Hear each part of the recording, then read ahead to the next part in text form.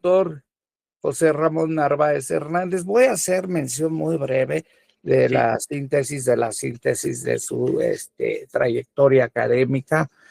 Solamente me resta expresar, doctor en Derecho por la Universidad de Florencia, doctor honoris causa por la Universidad Andina Nieto Cáceres, es miembro del Sistema Nacional de Investigadores, fundador e investigador del Instituto de Investigaciones Jurisprudenciales y de Promoción y Difusión de la Ética Judicial de la Suprema Corte de Justicia de la Nación, en donde publicó algunos trabajos y participó en los eventos de difusión de la cultura jurídica en diversos estados de la República.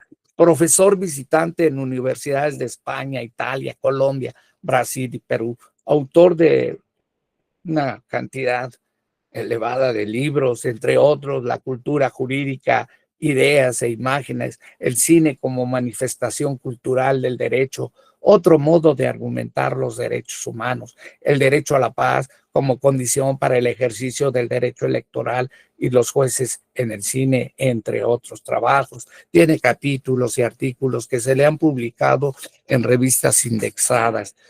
Actualmente es titular de Filosofía del Derecho del posgrado en la Universidad Nacional Autónoma de México, profesor e investigador de la Escuela Judicial Electoral, del Tribunal Electoral, del Poder Judicial de la Federación, director académico de la Red Iberoamericana de Cine y Derecho. Esta ocasión, el doctor José Ramón Narváez Hernández tratará el tema referente al derecho futuro. Bien, pues doctor, solamente me resta recibirte con un fuerte aplauso. Gracias, y me arranco para no retrasar los trabajos. Al menos ya, bueno, ya había dicho el agradecimiento. Muy bien, bueno, pues como es breve el tiempo, les remito a la publicación de un trabajo del mismo nombre que está en los anales de Francisco de Vitoria de la Universidad de Granada. Ahí pueden encontrar el texto completo de lo que hoy voy a decir, ¿no?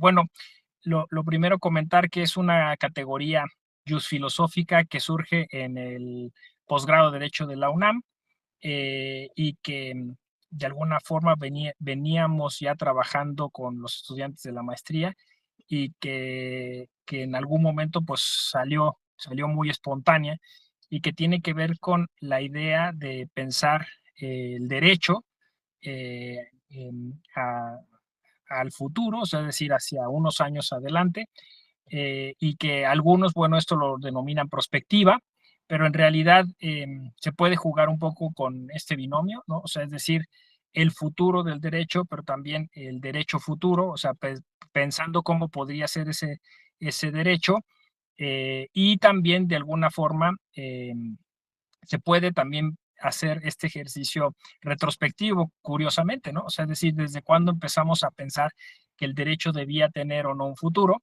Y esto es pues una categoría que trabajó Jacques Attali hace mucho, ¿no? La historia del futuro. Y curiosamente en esta historia del futuro yo encontré muchas referencias al derecho, ¿no? Porque se supondría que en el siglo XVIII se especuló cómo se resolverían los temas jurídicos en los siguientes siglos. Y la hipótesis es que ese futuro ya se acabó.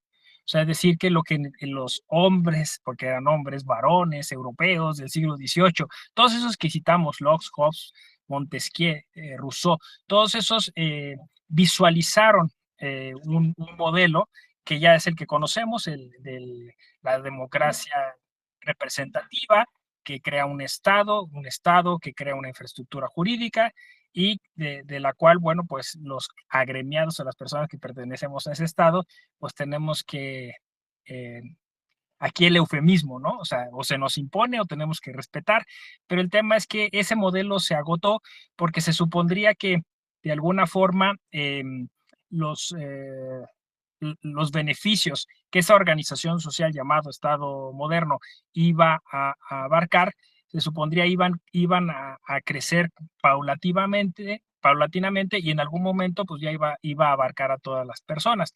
Lo que vimos con la pandemia es que esto no sucedió y no sucederá jamás, porque pues lo que ya han dicho todos los teóricos, los derechos humanos tienen un costo, los derechos humanos al final de cuentas son un discurso, hay muchos pendientes respecto de gran parte de la población, muchos grupos que seguirán marginados, y el Estado moderno siempre requiere de esta fórmula que ya nos ha dicho Agamben del estado de excepción permanente, de tener el homo sacer, es decir, requiere de víctimas, requiere de daños colaterales, así que el modelo de alguna manera se agotó y insisto, con la pandemia demostró pues su insuficiencia, al grado que pues hoy se habla de constitucionalismo abusivo, de derecho, de Estado fallido, ¿no? De derecho injusto, ¿no? O sea, llegamos como a un momento de gran contradicción, pero sobre todo, digamos, de mucha frustración, porque todo este modelo nos trajo a, pues eso, al borde de la extinción, ¿no? O sea, es decir, puesto que este modelo se basaba en la propiedad privada y se basaba en el desarrollo y la civilización solo del humano, entonces al descartar todas esas otras especies y no considerar la protección del medio ambiente y del planeta, pues lo que hicimos con el derecho fue saquear, depredar y terminarnos todos los recursos, y entonces hoy justo estamos en esa coyuntura en la cual o repensamos todo, ¿no? O literalmente pues planteamos las cosas ya para pues esperar la extinción, que creo que ese no es el tema. Ahora, mucho se puede discutir porque finalmente no somos científicos, qué tan cerca o qué tan lejos está ese fin del mundo, ¿no? Pero, de hecho, esa es otra categoría que en algún momento los estudiantes pergeñaron, que era la de derecho del fin del mundo o derecho apocalíptico, y que sirve para despertar conciencias, porque hay todavía muchos colegas que están muy tranquilos pensando que todo está de maravilla, que solo hay que hacer unos ajustes, que cualquier reforma constitucional nos va a salvar, que la infraestructura está ahí, que quizá la siguiente elección lo corrijamos, y creo que no es el punto. O sea, el punto es que todas estas categorías se agotaron y hay que pensar unas nuevas, inclusive la del derecho, es decir, pensar si tenemos que seguir llamándole a esto derecho, que es pues una etimología también agotada, en tanto que se habla, o lo que metaforiza es una relación entre hecho y norma, ¿no? Lo que llamamos silogismo, cuando en realidad pues estamos hablando de complejidad, estamos hablando de multiversos, estamos hablando de la necesidad de atender pues un conjunto de causas, incluso pues, nos decimos multidisciplinarios. Entonces, al parecer, este derecho moderno no va a subsistir, ¿no?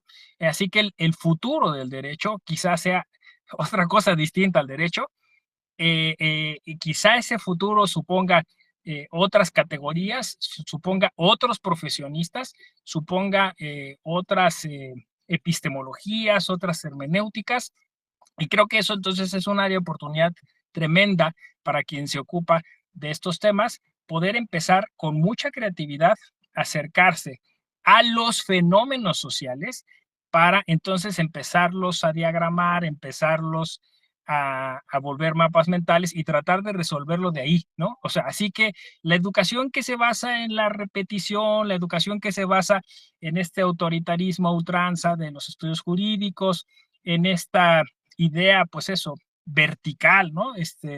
De la formación jurídica, ya no tendría cabida en las universidades, ¿no? Tenemos que empezar a hablar de pensamiento crítico, de pensamiento complejo, y avanzar hacia ese futuro que debe ser sí o sí hecho de manera horizontal y colaborativa, considerando a todas las personas, porque este derecho moderno justo tenía la premisa de que había que excluir a algunos, ¿no? O sea, y solo iba a funcionar excluyendo a algunos. Así que, de alguna forma, pues tenemos que involucrar, como decía el doctor Sánchez Vázquez en su ponencia, a todas las personas, comunicar estos hallazgos, estos adelantos, y junto con la sociedad empezar a construir un modelo nuevo, ¿no? Cierro con esta anécdota, ¿no? De Richard Albert, ¿no? Que me preocupó muchísimo, está justo en el texto que les comento. Es un constitucionalista joven canadiense muy exitoso, que le ha dado por venir a evangelizar América Latina y que lo han tomado como un gran referente. Él escribió hace unos meses que lo había convocado Elon Musk, ¿no? Para redactar la Constitución de Marte. Porque, aunque nos pudiera parecer ridículo o curioso este asunto, ¿no? Realmente hay gente que ya está pensando que el futuro, pues es un futuro en búnkers, o es un futuro en otro planeta, o es un futuro en plataformas marítimas, ¿no? Y entonces en estos proyectos que, insisto, parecen folclóricos, pues ya se están, o sea, estamos cayendo en lo mismo, ¿no? O sea, replicar el mismo modelo, pero en otro planeta, ¿no? Entonces, pues si hay gente que ya se está preparando para eso, nosotros tendríamos que prepararnos para un futuro en el cual, pues, cupiéramos todos, ¿no? Un futuro donde todos los mundos fueran posibles. Muchas gracias, doctor, y agradecido con quien me escuchó.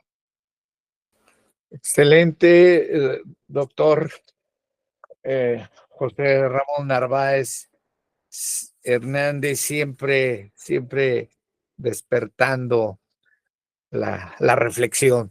Pues, ¿qué me resta sino más que expresarte mi admiración, mi afecto, mi respeto y agradecimiento de siempre? Muchísimas gracias.